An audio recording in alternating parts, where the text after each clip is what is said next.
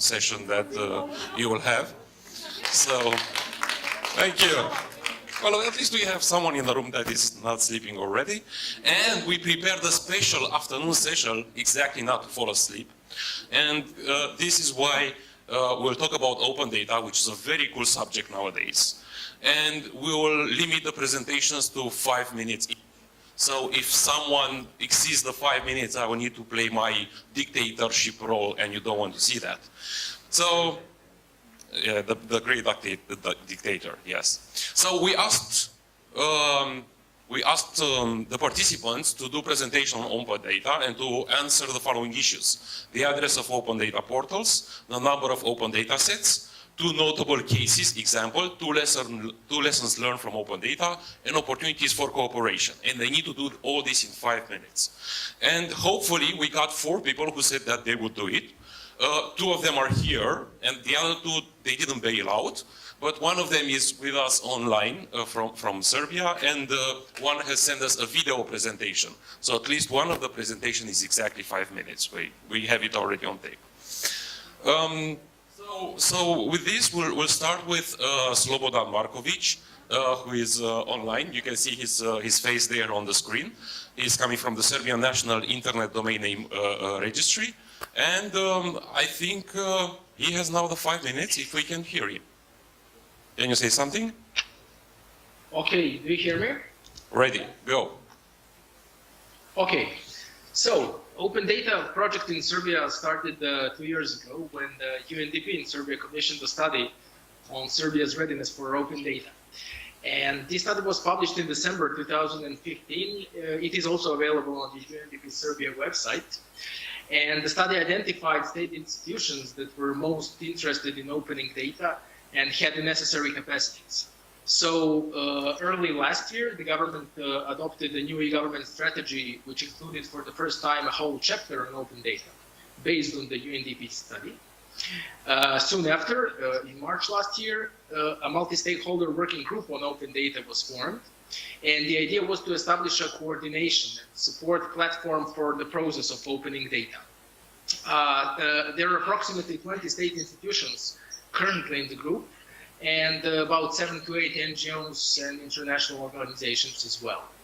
So the group agreed on its internal action plan, which includes the action items from the national strategy, but also other activities. Members of the group support each other in the process of opening data. They including on aspects related to technical issues, the standardization of data, licensing, data quality, and of course, which is very important, outreach and promotion. So within the initiative, the National Open Data Portal was established in February this year. It is functioning in early beta stage on data.gov.rs, and it is based on a French open data platform, UData, which is scalable and freely available on GitHub. The platform also comes with full API, so our national portal is already indexed by the EU Open Data Portal as well. Currently, we have around 130 data sets, which are publicly available, and a couple of data use cases.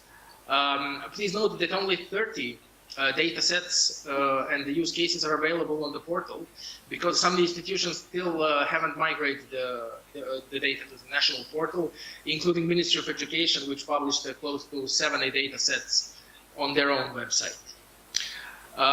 During the past year, we also involved in getting in touch with organizations such as Open Knowledge Foundation, W3C, which publishes Open Data Barometer, and EU Open Data Portal, in order to establish exchange of data and best practice.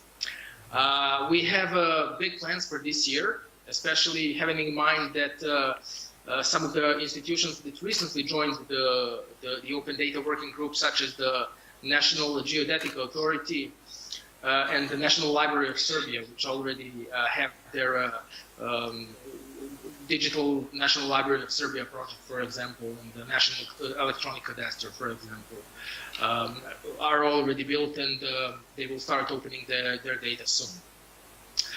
Also, UNDP and the National Government Administration kicked off this year a 2-year project for providing support to opening data. So it's going to be a nice ride in the next 2 years. And I would like to finally stress 2 lessons that we learned during this process. The first one is that getting political support for opening data is not trivial. So it would be the best to start with champions within the government and build upon early successes. And the second would be to involve the non-state actors in the process from the very beginning. Because they are not only the intended users of open data, but also can provide valuable technical expert support that is not readily available within the government, and of course also can help in outreach. So in the end, I'm closely involved with this open data initiative. So if you're interested in information, best practice, support, whatever, please do get in touch. My contact details are available on the Serbian CCTLD registry's website, which is ranids.rs. I am S. Markovic on Twitter, or just look me up on LinkedIn or Facebook. So that would be all in 30 seconds before 5 minutes. Thank you, Slobodan. That was almost perfect. We have 30 seconds, so we have time for one question to Slobodan. If someone wants to hear a clarification and someone is from Serbia and wants to present a different story. If this is not the case, then I'll thank you to Slobodan for his presentation, and we'll go to the next one, which is a recorded presentation from Anelia Dimova from the Ministry of Transport, Information Technology and Communications in Bulgaria. And hopefully the magic will happen and we'll see her presentation. Hello everybody, I'm Anelia Dimova from Sofia, Bulgaria, and would like to present our experience, Bulgarian experience on open data. What is open data? Open government data, according to the Organization of Economic Cooperation and Development, open government data is a philosophy and increasingly a set of policies that promotes transparency, accountability and value creation by making government data available to all. Public bodies produce and commission huge quantities of data and information. By making their datasets available, public institutions become more transparent and accountable to citizens. By encouraging the use, reuse and free distribution of datasets, governments promote business creation and innovative citizen-centric services. This slide shows Europe's Digital Progress Report for 2017, and the country profile of Bulgaria is highlighted with an open data significant progress made in the area of open data, for which Bulgaria has become a trendsetter in Europe Top 10. Bulgarian Open Data Portal, above 2,000 datasets, above 400 public central and local administrations profiles, above 50 public bodies uploaded info up to now. Some visualizations on the Bulgarian Open Data Portal. Sorry, it is only on in Bulgarian. For the crime, for the education, health system, and so on. Another part of Bulgarian Open Data Portal for the Ministry of Transport, data sets. This is the Bulgarian success overview for 2016. According to landscaping, portal ranking, usability of portal, impact and development, best practices, drugstores, Sofia Urban Mobility Center, for example, the ranking, This is the most important ranking, the top 10 place for Bulgaria. Another important measurement tool is Open Data Barometer. Today, on 30th May, Bulgaria participates for the first time. You can see the fourth edition of Open Data Barometer and the success of all countries participating. On the site of my ministry, Ministry of Transport, Information Technology and Communications, could be seen a lot of information on open data. On the right, you can see data sets, legal framework, European policy, trainings, events, and so on. This is a slide showing data sets in open format supported by the ministry and subordinated structures. Sorry, this is again in Bulgarian only. By the time being, the national contact point for open data in Bulgaria is the brand new state e-government agency, and especially the data department dealing with all open data issues. The links on the slide are very interesting and recommendable, especially the last link where you can see the recent event in Bucharest, Romania, with two very attractive presentations on open data matters. Keyword, national coordination. This is like lesson learned. This is a must. No, not patchwork. That is all from my side. I wish you to keep calm and open data. So we need to thank Anelia for this video. You got the message at the end, so keep calm on open data. And now we'll see the presentation from Filip Manevski, who's from the Agency for Electronic Communication from Macedonia. So we'll see if in Macedonia you do keep calm and open the data. No.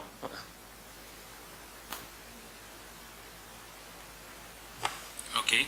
I didn't know that Bogdan was going to be so strict with the timeline, so I may have added a bit more slides on my side, but I'm going to skip through some of them. You have So one extra minute for that. Sorry? You have 1 extra minute for that. Thank you. So generous. My name is Filip Manevski. I'm from the Agency for Electronic Communication of the Republic of Macedonia, but I have also been working for the Ministry for Information Society and Administration, which is the leader in open data, which is responsible for open data in Macedonia. So I will start with a brief definition of what open data is. There are a lot of definitions out there, some complex, some not so complex. I like this one. This is from the ODI, Open Data Institute. So what is open data? It's open data that anyone can access, use, or share. So, and that's exactly what we did. But we did it in a bit stranger way than, for example, what the Serbs and the other in the region have already done for open data. The story of open data in Macedonia started in 2009 with the first open data portal, and with the it took active participation in the national OGP, Open Government Partnership Program, and it has been a major part of the OGP for the last 2 action plans that Macedonia had. Open data is legally embedded in our law, in the law on public sector data use, which is published to 2014, and unlike many of the European countries, which include open data in the Freedom of Information Act, we actually made a special law for this. And this law is very clear and says that every institution that creates data, which is not restricted data, is responsible to open this data for the public for reuse, because in any case that data is paid for by the citizens, and it should return to the citizens to do what they deem fit with it. We also included in the law that one provision, it's Article 9, that it says that all data sets published as open data are free to use, free of charge. There are some provisions that may include acknowledgement or disclaimer if a data is changed or further processed, but that's up to the publisher of the data to decide whether they are gonna use this opportunity. So we come to our national open data portal. It's otvoreni.gov.mk or opendata.gov.mk, both domains work. Currently we have data sets available from 24 institutions in a total of 154 data sets. But only 82 of them are structured data, XML or other structured format. The last 72 are documents and links to other documents on institution web pages. Here on the right you can see the three types of, we have grouped the documents, the data published on our web page. There are links, there are files like Word and Excel, and there are databases. We call these structured databases. The interesting thing about our web portal is that it is a centralized web portal, i.e. The institutions, they don't publish the data on their web page. They can publish it on their web page, but they upload it to the open data portal. They upload the data set on their on our portal. So the data is there for the citizen to take from there. So we have a built-in query builder in our open data portal, so anyone with a simple query can search the data sets easily. One additional feature which I haven't seen yet in any other open data portal is the data meshing feature. Because we have the data sets on our web page, the users can easily mesh up data sets, up to 3 data sets. So you can select the data set, a field, and you can combine it into a new data set, which later on you can query and or download whatever you like. Unfortunately, we don't have that many apps for open data. However, there are 2 very important apps which a couple of years back opened a real discussion in Macedonia. These are the quality of air apps. And thanks to these apps, there was a lively debate a year and a half ago about the quality of the air in the central area of the capital city, in Skopje. Furthermore, we, with the help of our Austrian partners, KDZ, that's for public research NGO in Austria, we developed the Macedonian standards for metadata. It's based on DCAT AP, so we didn't reinvent the wheel, but because there are a lot of classes and in that standard we chose 5 to be mandatory. These are the catalog, dataset, distribution agent, and vocabularies. The rest are optional. The institutions can include them, but these 5 are mandatory. And not all fields of these 5 are mandatory. We have also selected some of them. So basically this is how it looks for one data set. We don't have time to go through that. So challenges and lesson learned. Although our platform being centralized as it is has its strong points, because basically if you think of it, by having the data in one point and with this data meshing, you can easily facilitate up to linked data to get linked data. But it has issues with ownership of data sets. Many institutions here think, okay, we are giving the data to the ministry and it's up to them now. We're doing them a favor, not fulfilling just a legal obligation. So we may think of revamping this. There are talks about that. Maybe go with the mainstream, like the Serbians went with the French platform. It's very good, or the British CCAN. We also don't have visible licensing, because when we were developing this version of the open data portal, we thought that what is stipulated in the law is sufficient, but it came out that it's not sufficient, that we need to include licensing. We are thinking to go with Creative Commons. And there is unstandardized structure of related datasets. So, one NGO in Macedonia is working already on this for the financial datasets of the municipalities. They have identified the datasets, they have identified the structure. So hopefully in the next year, when the municipalities publish this data, you can compare the financial data between the institutions and not compare apple and oranges. As for international cooperation or regional cooperation, we had a meeting in Brussels in RESPA recently.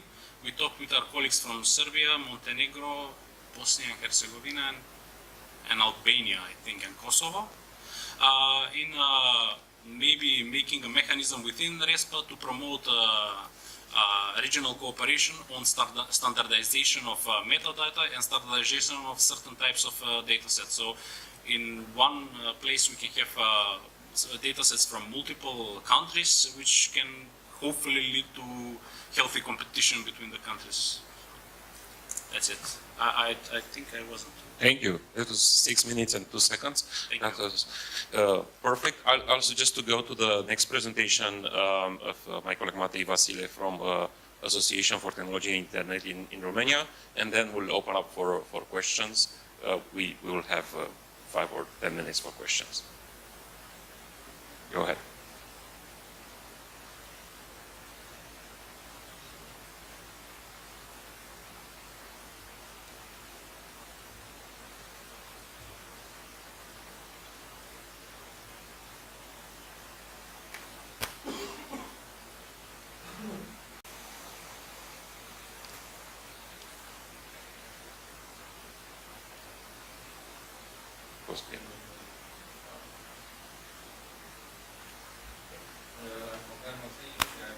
You need to open the mic.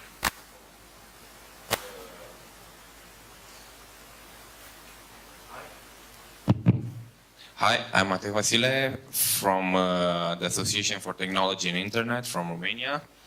And I'm going to talk a bit about the open data in Romania. Right now we have one national open data portal. You can find it at data.gov.ro. And this is the main portal. We could safely say this is the only portal in Romania. Other institutions publish open data on their own websites. Some of them publish both on their websites and on the data.gov.ro portal, like, for example, the Ministry of Justice. Others, like the Ministry of European Funding, publish their open data only on their website. It really varies, but more and more institutions are putting their data on the national portal. On the national portal, as we were speaking, there are 961 data sets from 50 institutions. And going. A few examples, for example, onorată instanță, which means honored court, is a website which uses open data from various sources, and it ranks the courts in Romania according to a set of standards they created, and it's quite interesting to see which courts are the most expedient, the most thorough, and so on and so forth. Another example is Parlament Transparent, which means transparent parliament, which is a site where you could track the evolution of the legislative process through parliament. There are many others, but from what can be noticed, most of the use cases of open data are focused about transparency issues, stuff like legislative transparency and how funds are being spent and so on. For, let's say, non-politically related topics, you mostly have applications or websites of local interests, stuff like an application or using the bus schedules in various cities and stuff like that, but that's more localized. As for the lessons learned, well, opening up data is hard, and not because of obvious reasons. There's, let's say, resistance of the people who should be opening data. For example, we have the Freedom of Information Law, which and various administrative bodies could charge a small fee in order to give you the data. And when the open data push came, they were afraid, okay, now we lost this avenue of income. We don't really like open data because we just give out everything, so we won't be able to charge for it and stuff like that. So it's a constant struggle for non-obvious reasons, I would say. And then just opening up data and dumping a lot of data on a CCAN or some other platform you implement isn't enough. In a way, as I was saying, in Romania, most of the applications are kind of politics-based, financially based, but there doesn't seem to be much interest of reusing other kinds of open data. And as for opportunities, opportunity also I see more. I'm thinking more about opportunities of what we can learn from others. For example, learning what kinds of data sets are the most useful. What let's say developers use and want to use most, so that we could focus on getting those data sets opened up, and then finding out uses of existing data sets, because this is where collaboration is really useful, to find out how people are using various data sets and what the data sets are the most useful to have open. And that's about it from Romania. Thank you. Thank you, Matei. So we did it. Nobody fell asleep during this presentation. I checked very carefully. And we have the time for 2 interventions or questions, or if you come from a country which wants to present what they've done in the field of open data. I see a lot of interests. About 40, 50 people want to intervene at the same time, and it's kind of heavy. Philip wants to intervene. Oh no, he's just making a photo. Andra, you have a question, and then I'll be back to this. Hello. For Macedonia, how often are the data sets updated? Because in most of this country, the problem is the update of data. And of course, afterwards, the high value data sets, and if you prioritize somehow the data sets. Thank you. Thank you for the question. Well, with open data it's not easy, it's difficult. So you pinpoint the most painful point in open data here. So yeah, the data sets are not regularly updated. Most of them are not regularly updated. We have an ongoing struggle with the institutions that publish the data sets, but our analysis shows, and we think that this is due to our structure of the open data portal. Because they upload the data on our portal, and then it's from there that the citizens are getting the data. So they lose the sense of ownership of the data that they uploaded. They give it to MISA, to the ministry, and that's it. It's done for them.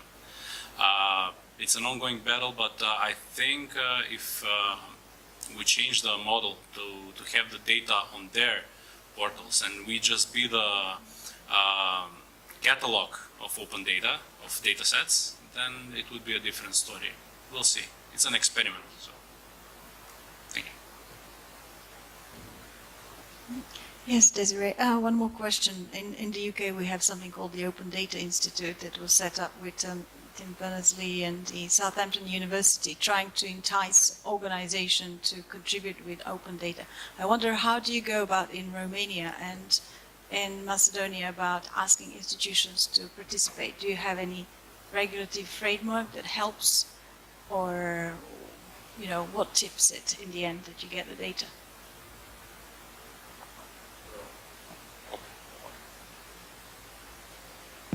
Well, in Romania, as this drive for open data was happening, we had this open government partnership in which the government was involved and civil society. For example, our organization, APTI, was involved, and a number of other civil organizations were involved in discussing what is needed, why it's needed, how it's needed, and so forth. So we organized trainings for public functionaries working in institutions which were going then to open up data sets and so on. So it was, it still is a work in progress, because even if you go to data.gov.ro, it still says it's a bit in beta. But more and more data sets are being uploaded. There have been some growing pains about some organizations uploading as open data which shouldn't have been like personal data. But as I was saying, growing pains.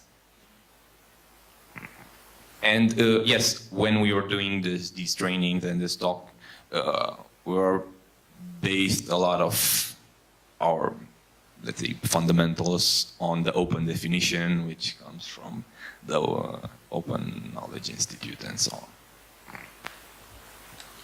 Yeah, and in Macedonia, we work closely with the ODI in the early beginnings of open data.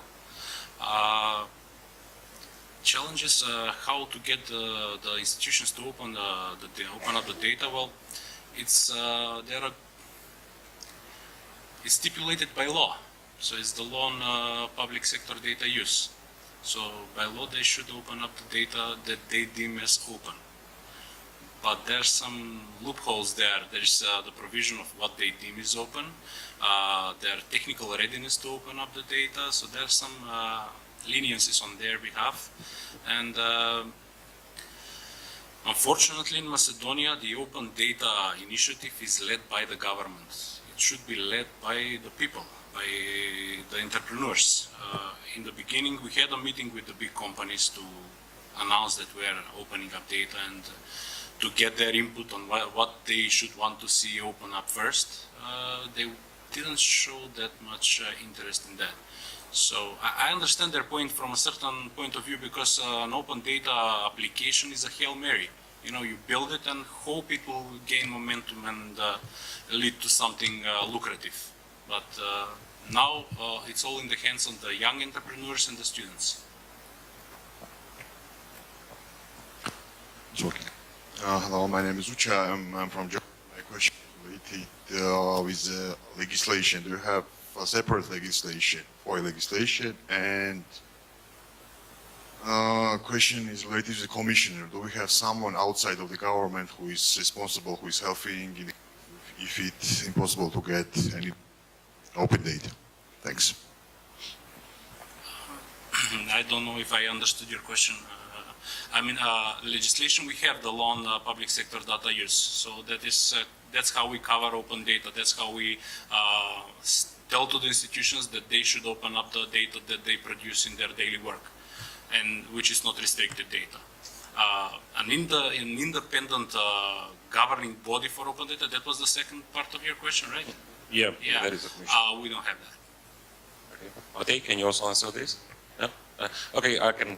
So Romania also has an open data law. Actually, it's law on reuse of public sector information from 2007.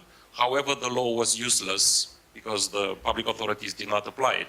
So until Romania joined the Open Government Partnership, nothing has happened in practice.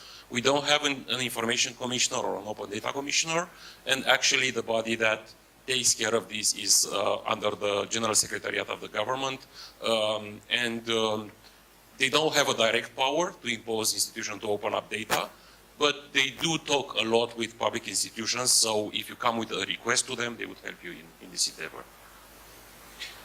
Okay, well, thank you for your question. I think we covered as much as we could in 30 minutes. Thank you for the panelists, and with no break, we need to change the subject and to pass on the next panel, which is about IDNs. Thank you.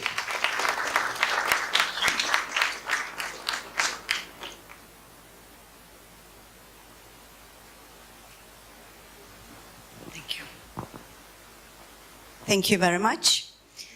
And as it was said, the next session is about internationalized domain names, IDNs. IDNs contribute to making the internet being more inclusive, as the possibility of accessing and registering domain names in more languages and scripts other than Latin make more people to come to the internet. And this opportunity is exceptionally relevant for the Southeastern European countries. As you know, this region is really very rich in on the national scripts and languages. And there are many countries in our region who already implemented the IDNs in their national scripts. There are countries who only plan to have these domain names being delegated, and it is in their national country code, as a country code, top-level domain names. But the region is also rich for new GTLDs in IDN. So this is really very rich in IDN, our region, and this is a specific topic for us. Nevertheless, being rich for this and wide use, there is not wide use of domain names in this region, but there is a need for more awareness and promotion of better understanding of what is internationalized domain names in our region. And I would like to give the floor to Elizabeth. I can board member to take the floor and speak and make an introduction of what is IDN, a little bit of its history. Thank you. Thank you very much for the introduction. So my name is Luzewies van der Laan. I'm actually Dutch, but I live in Slovenia, so I consider this to be my region. And it's my first SEEDIG conference, so I'm really happy to be here. And it's because Andrea said you absolutely have to come, because this is, one of the best, dialogues on internet governance you're going to find. So I'm really excited to be here. And I can't think of a better place to talk about internationalized domain names, because if I understand correctly, this region is actually kind of where the Cyrillic alphabet was invented by Cyril and Methodius, who needed, of course, to promote the Bible to the local population. And that's how we got a whole new alphabet.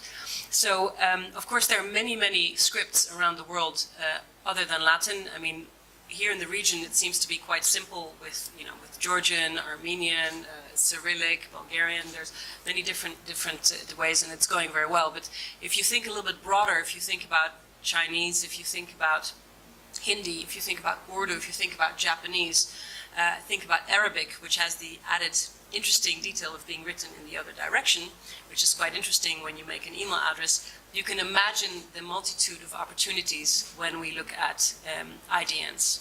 So I'm a member of the ICANN board. I was elected by the NomCong, so I guess that means by you. You guys are all my boss. As you know, we now have an empowered community, so if I don't do my work, you guys can kick me out. So happy here to serve you. I was elected in October 2015, and I'm completely new to the internet space because my background is in politics, so I'm more about privacy, human rights, those are my kind of things. So I don't know any of the technical stuff, but that's why I have Andrea. Everything I don't know how to answer, he knows everything, right? But I want to talk about it from the perspective of the board. For the board, it's actually quite easy. We think IDNs, of course, are a wonderful way to make sure that more people get connected to the internet. Let's face it, not everybody has a Latin keyboard, not everybody speaks English, and just because the origins of the internet are American, it's by now completely global. And the more people that can use their own name, that can use their own language, that can use their own script, that's of course a great way to get more people connected. We're talking at lunch about the opportunities that IDNs bring. One of them, of course, is to get a different generation on the internet. I mean, think about your parents, think about your grandparents. They may not necessarily be fluent in English or use the Latin script. It'd be a great way to get them online. Think about a billion Chinese, a billion Indians. It's great if we can open up those, connect that, because for me, in the end, internet is all about connecting people and connecting ideas and bringing down borders. Now, so the idea of having more different scripts on the internet is a wonderful one. But of course, there's the other side of it, which is that the only way the internet works is if the identifiers are unique. And if you type something somewhere, it will end up going to the right unique IP address. If that doesn't work for some reason because there's confusion, then the whole internet doesn't work. And this is where we see the challenge. And I'm not an expert in any of the scripts I'm talking about. I'm just repeating what the experts told me. But apparently there are symbols in Han Chinese which are identical to those in Japanese. There are examples that I've heard that if you sit down in Pakistan on an Urdu keyboard and you type the name of your Saudi Arabian bank so you can log in and do your banking, and you do exactly the same thing when you're sitting in the Emirates with a different keyboard, but it's all Arabic, you end up in a completely different address. Now, that is exactly the kind of thing we don't want. If you type in facebook.com, but you put an accent on the E, you get it in a different place than actually at facebook.com. So if that little accent on the E already makes a difference, you can imagine what happens when you get scripts which are similar and where there's confusability. So for the board, one of the key responsibilities we have, which is the essence of what ICANN does, is to make sure that the internet works. The only way it can work is if there's no confusability, if we know exactly when you type in something that you're going to end up in this IP address and no other IP address. So we want to make sure we don't delegate anything that could lead to confusion. And so the question is how we weigh that. You know, the incredible opportunity of IDNs and the risk of confusability. And this is, of course, something that we, as a board, don't fix, but that you fix, because the internet community, and especially in this case, the techies, these are the ones who are going to make sure that whatever we delegate into the root is going to be sure there's no confusability. And then it's just up to us to weigh it. And I think this region has an incredible role to play, because you're actually ahead of a lot of countries. There's a lot of new TLDs here, CTLDs as well. You have experience with doing this. Other regions could learn from that experience. And I think you could apply that, especially at the technical level, to make sure that when you type something in a certain script, that when it ends up in Unicode, that there's no confusion that it ends up in the wrong place. And to take that experience and to share it with the rest of the world so that we can get the rest of the billion online, that'll make a huge difference. So it's really important that everyone gets involved. It's really important that you use your experience with the IDNs and share that with the rest of the world. And for the rest, I'm really glad personally to be here, and I really look forward to hearing about your experiences and how you've done this, what we as a board can take as considerations when we move into the next steps. And of course, we don't have time for that, but it's very important, of course, to keep working on universal acceptance, because that's a very important part of this as well. So thank you very much. Thank you also. We will come back to this universal acceptance during our conversations. But before going to the discussion to all of you, I would like to present to you the results of IDN survey, which we have conducted in SEEDIG and shared with all the community. So I hope it will work now. Let the magic be done. Yeah, great.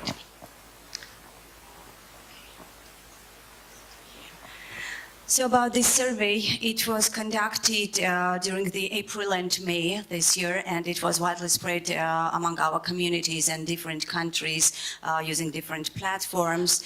And its purpose is to capture the perception of internet community, particularly in our region, to understand what is the IDN, its usage, its problems, and its need and interest in this. And we have some key findings, and I would like to read about them and represent it to you. So almost 63% of the respondents of this survey have not registered IDN domain names. So they do not have their domain names. And 38 of them have not heard even about anything about IDNs. Almost 32% do not see any benefit of its use. And 36% don't even know whether they have the IDNs in their countries or not.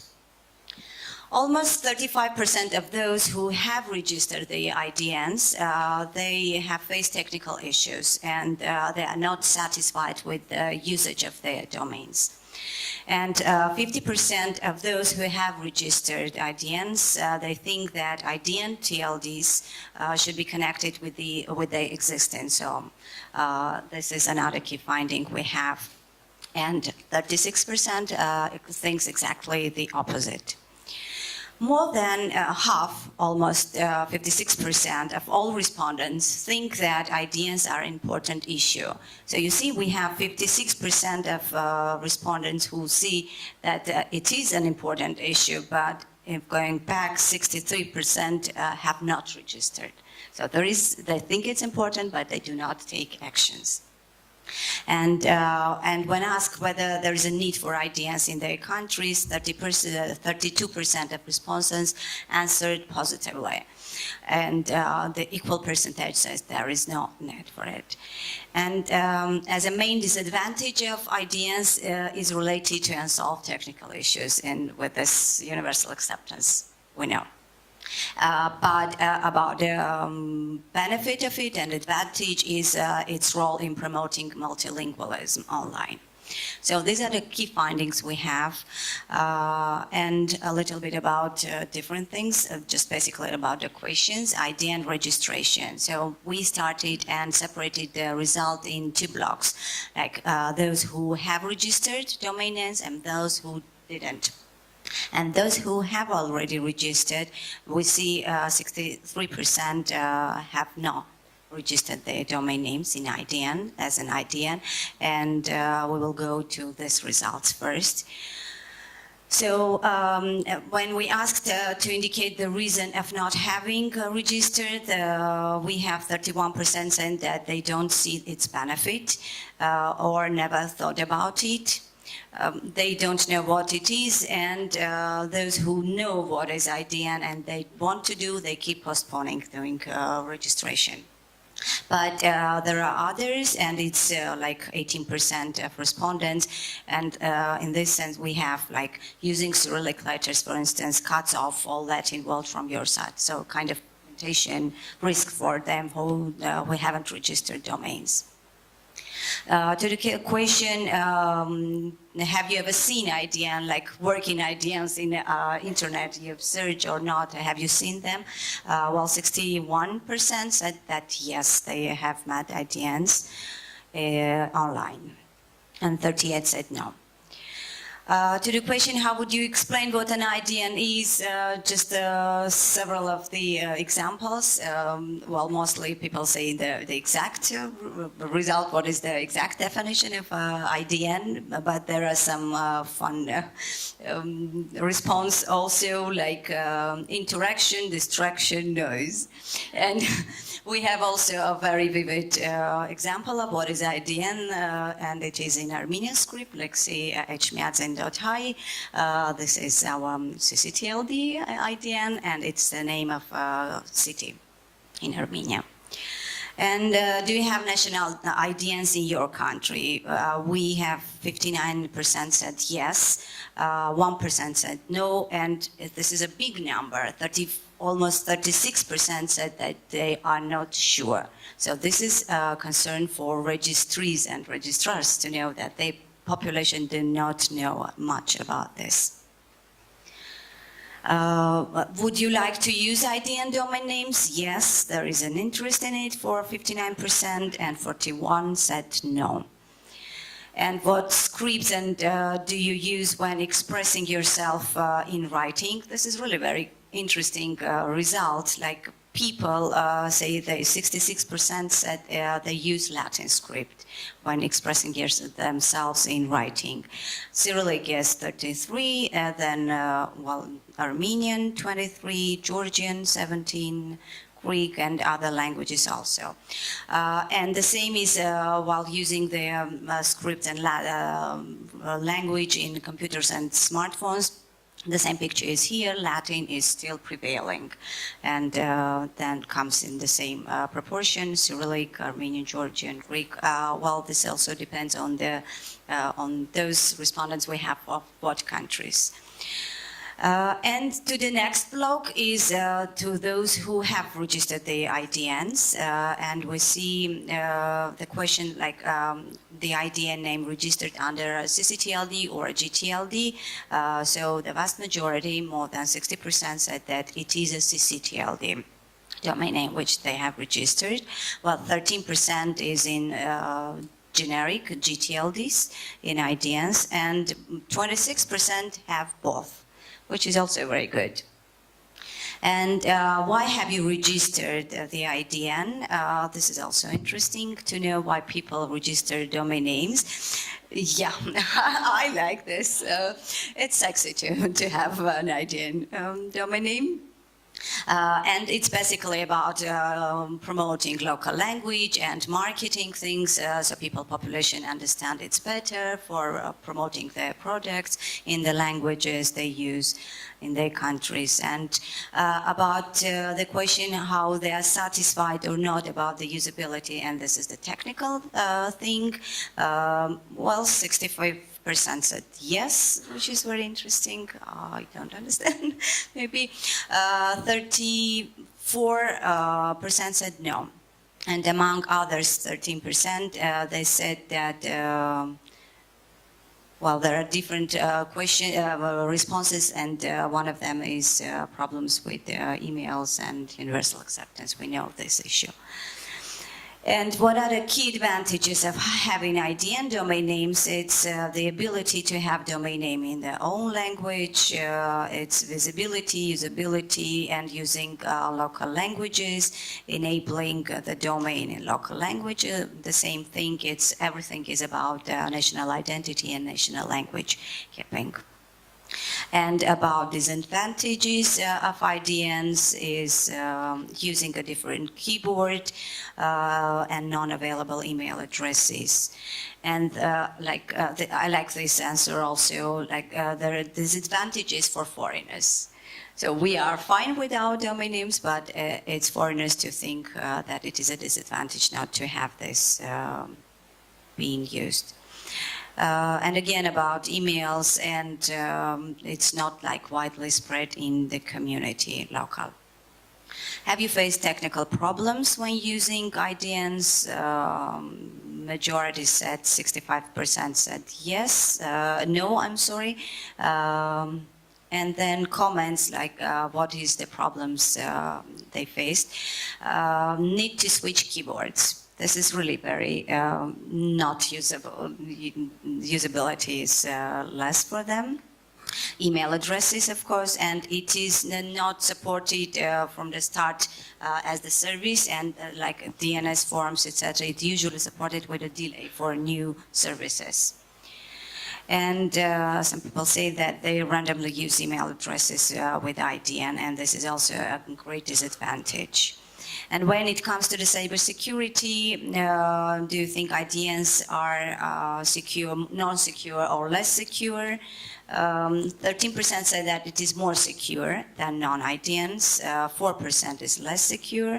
61% almost said that it's equally secure.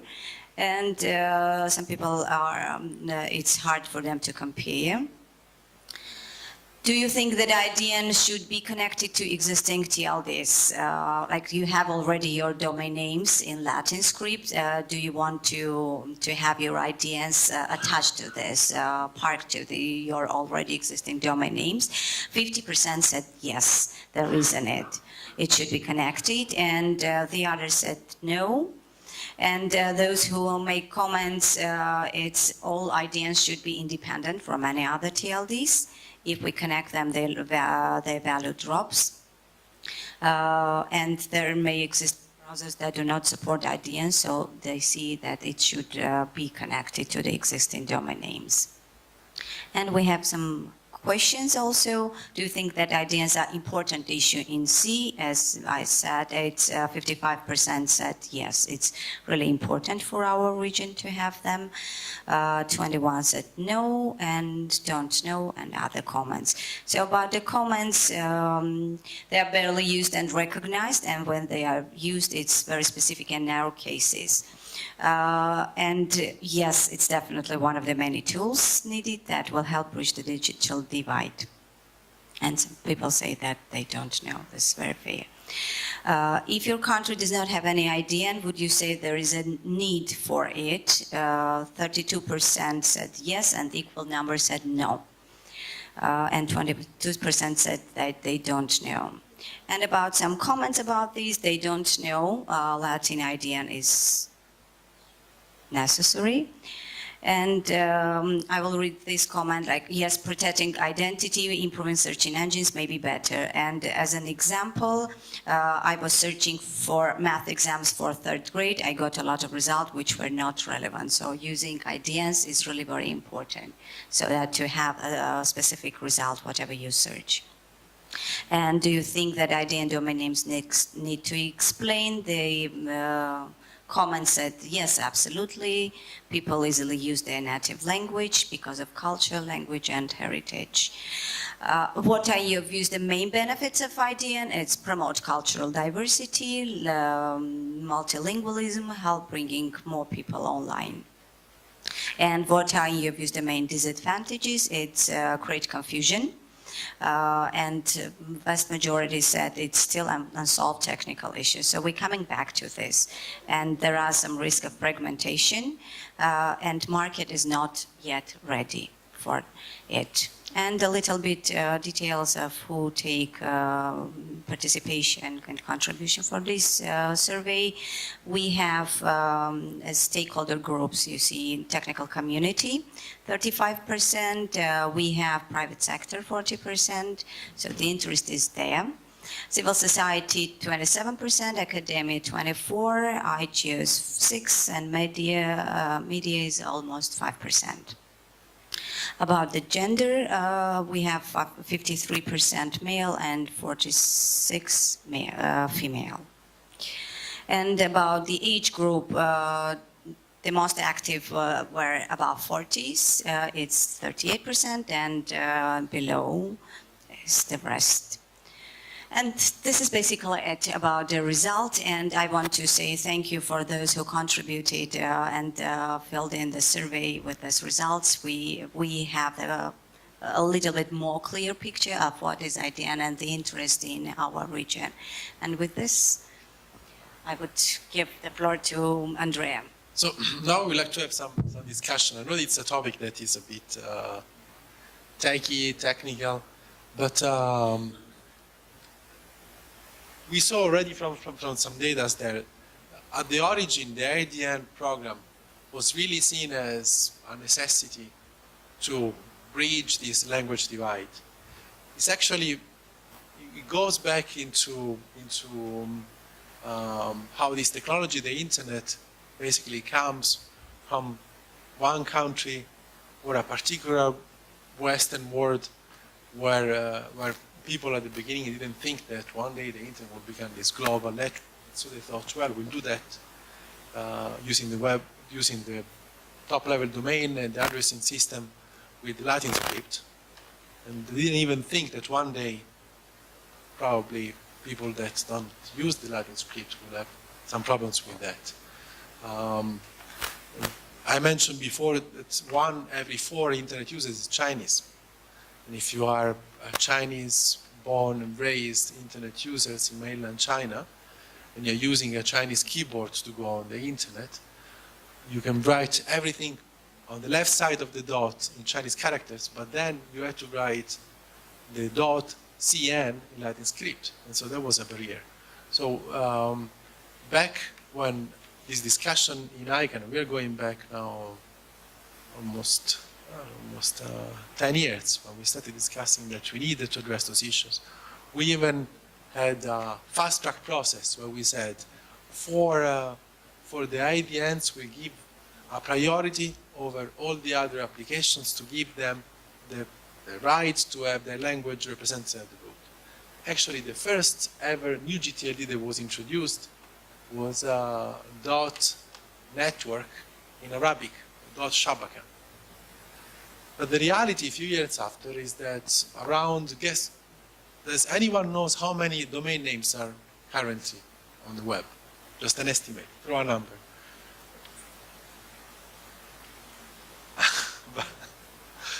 I didn't want you to, it's around 200 million. It's around 200 million. This, of 200 million, the number of IDNs is 700,000 by the largest estimate. So it's probably less than 2%, if you do the math, something like that. And there are questions of universal acceptance, as we saw before. So basically having web applications being able to recognize your emails with IDNs. But there are also some usage issues that we haven't seen, we haven't been able to foresee. So from your experience, what do you think is the real barrier for the IDN to take out? And that's something that I believe that myself, I cannot see it because I even studied Latin at school. Didn't like it, but I had to do that. So I always use the Latin script. But when I put myself into the shoes of someone that looks at Latin script and looks to me like Chinese characters, then I think, well, maybe these things are a bit different. So what do you think is the main barrier? And have you ever used or registered the domain names with an IDN? You did. How many? Not that much. So if there are no points on that, well, I may go. I mean, what I would like to know from the audience is that, I mean, obviously there's a lack of awareness. I mean, that's very clear from the survey that people don't know about it. You guys are, the key people in this region. Do you think that if there's going to be a next round at some point, that there would be a higher uptake of IDNs from this region? And would you, now that you know about it and know there is a market and possibilities, would you be registering them? I mean, I think it would be interesting to know about that. Of course, we don't know if and when there will be a next round, but I assume at some point it will come. So do you see opportunities there?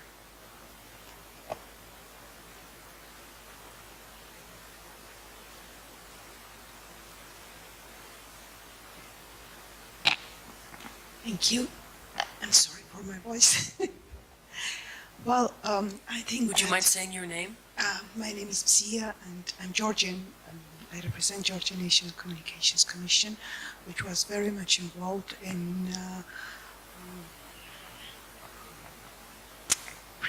preparation period of delegation of our IDN. Well, our IDN was delegated in 2011, and the manager, ITDC, was delegated in the end of 2014. And then some sunrise period began, and finally in January last year, our reservation of domain names in the zone of identity TLD started, and in August registration started. But since that we have registered, so now we have 177 domain names registered and 128 domain names reserved. But I think it's not, it's very, because what is the barrier? I think market is not ready, and I think it is a lack of information, because people does not know what is it and why it is important. And I think that IDN managers maybe should be more active and should have some advertisement work maybe, and should explain people why it is important and why it is why they should obtain these domain names. You know, even governmental sector is not active. Yeah, they mostly active in Georgia is private sector, and mostly medium and small enterprises than large large enterprises, then private people, individuals, and then governmental sector. So I think it's mostly lack of information. Thank you. And the question to this, like, what measures are doing registries and registrars to make popularize the IDNs? So, and what do you think, you all, like end users, what do you think? Is it an action to be taken by yourself, your side, or the registries should have their actions and their roles to make it popular and to explain and raise awareness among population? This is an open discussion for all. You use and you see domain names. Do you see the interest in this, or you do not see? What is it? Is there any actions in your countries? Have you met domain names?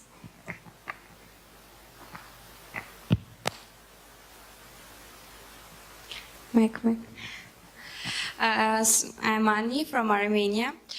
So in Armenia we have that high IDN, and we have a marketing strategy group which is striving to make that high more popular in Armenia. So as you have already mentioned, the main problem is lack of information and awareness among users. And in order to solve this problem, I think both registries, registrars, and civil society must go together, work together to make the problem solved. So I think it's our collective responsibility, because when we are speaking about internet governance, we are speaking about multi-stakeholderism. So concerning this issue, it should be our collective responsibility too. And concerning the question about barriers, what barriers there are, I wanted to mention that the first barrier is awareness. So we should just make people aware about it. And also, I think it's a superb idea, the idea of IDNs, because the majority of the world population, they do not master English, and it is logical, especially in underserved countries. And when we are speaking about the equal evolution and expansion of the internet, we are speaking about having network accessible for all people around the world. So I think IDNs will support this idea. So the technical issue must be solved with the help of engineers. So I think we will bring engineers together to solve the issue. Thank you. Very good desire.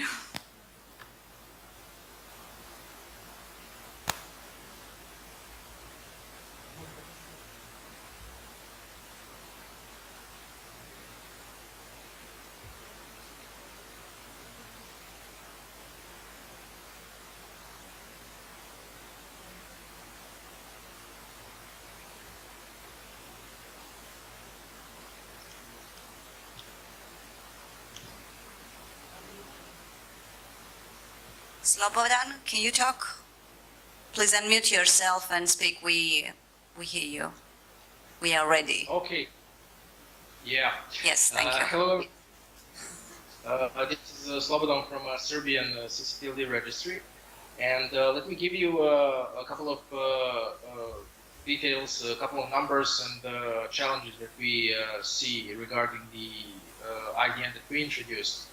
It is .srb in Cyrillic, and it was introduced as the second Cyrillic IDN, CCTLD, on January 27th, 2012, following a period of policy development and a public debate.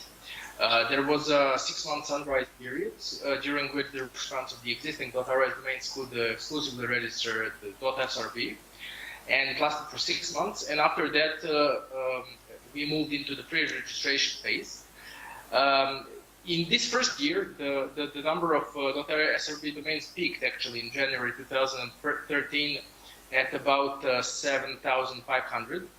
But after that, it started to decline, and it still didn't recover, despite the fact that the .srb domains are still much cheaper than .rs domains. So currently, we have about 2,600 .srb domains, but we are registering slower and slower rate of decline.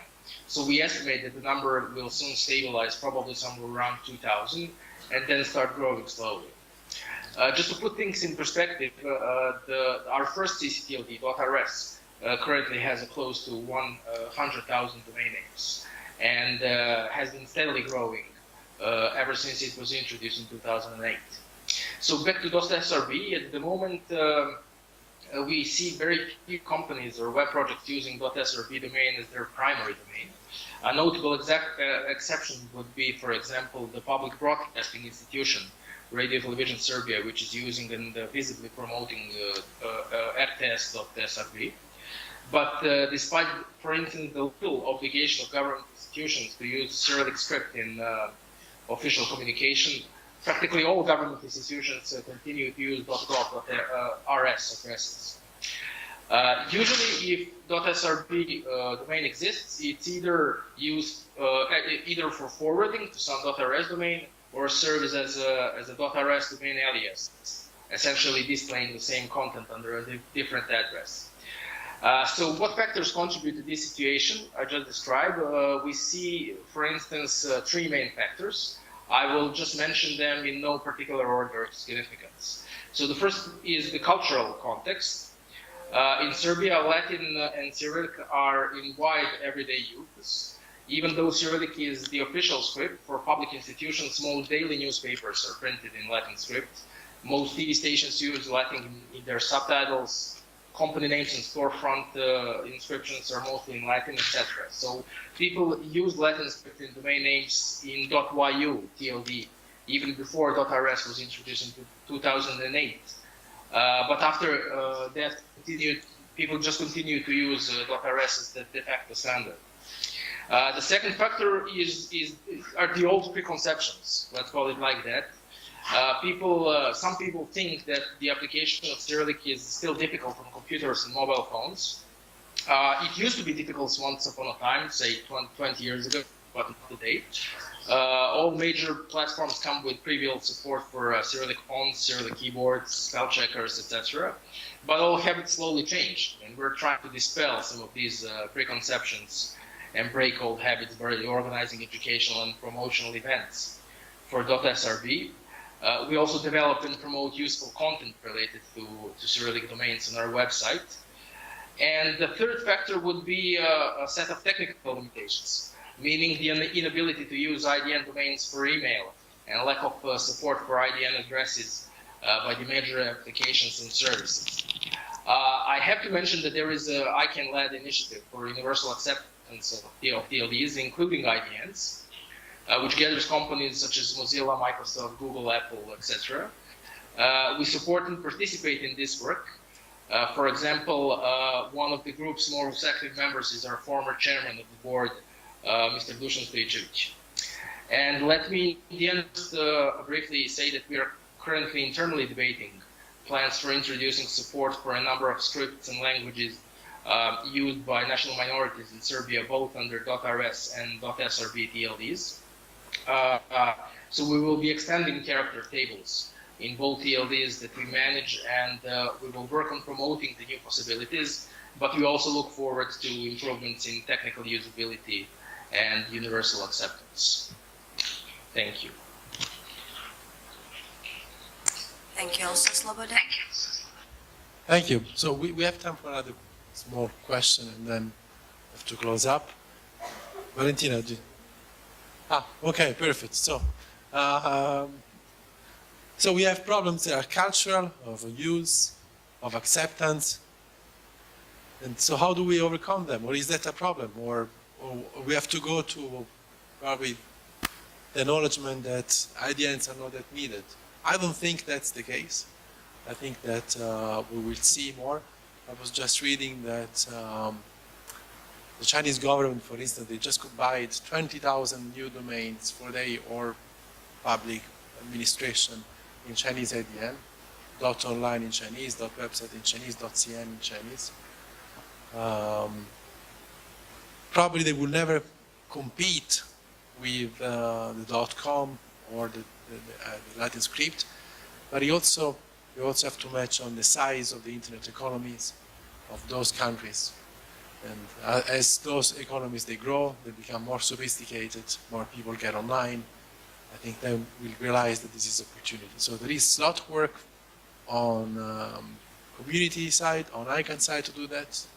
I think it's important that we have not only ICANN staff, but also the ICANN board that reflects on that and hears what are the needs, what is the situation. And hopefully at the next SEEDIG we will have some different statistics from this region. We will run again this survey. And now many of you that before this session had no clue about the IDNs, didn't think that they existed, or if you thought they existed but that wasn't that important, maybe you see that next time you register a website you can go and use the IDN form of that. And with that I think we need to conclude. We'll still be around to answer for any questions and more information how to participate. Do we leave it for the rapporteurs? Yes.